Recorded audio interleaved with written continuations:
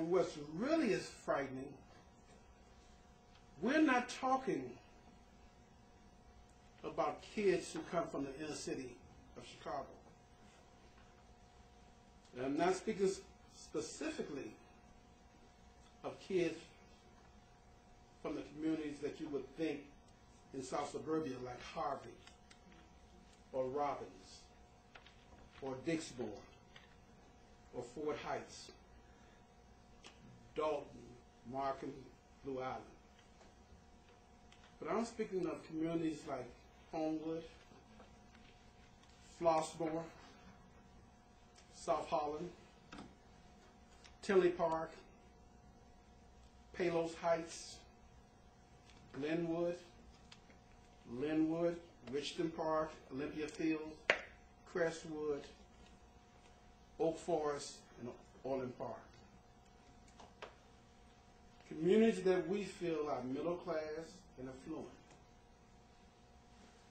but have a strong similarity with Robbins and Harvey when it comes to the presence of a father in the household.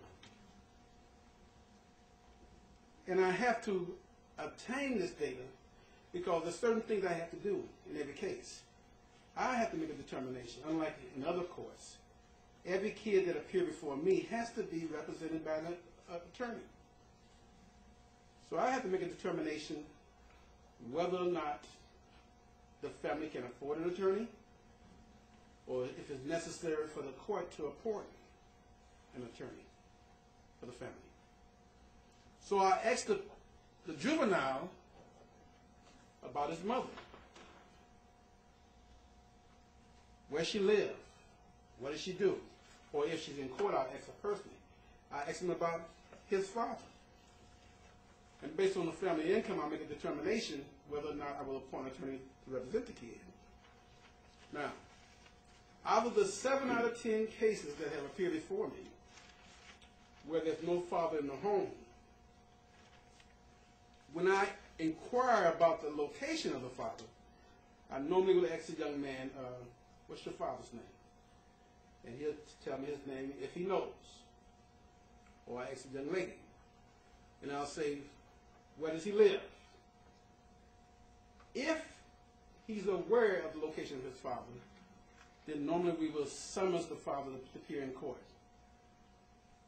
But out of the 7, what I said where the father's not in the home, 5 of those, I would have to make a legal finding of no contact by dad. In other words, by questioning the child, I have found out that he has not seen his father in a period of at least 6 months.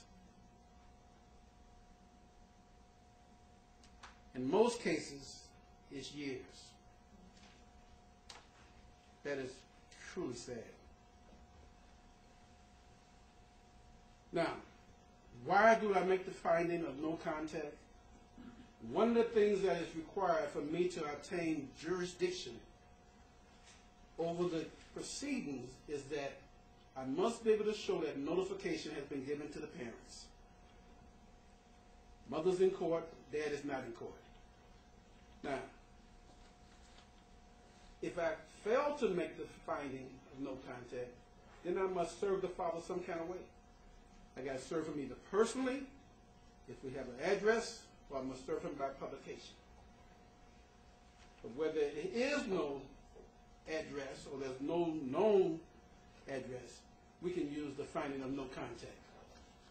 And that says that the father has not had any contact directly, personal contact directly with his child. That is very strange in some sense, because you can imagine how a young man or a young girl appearing before you feel when they have to acknowledge in open court either there's a lack of contact, or they don't know who their father is, or the father has no meaningful relationship in their life.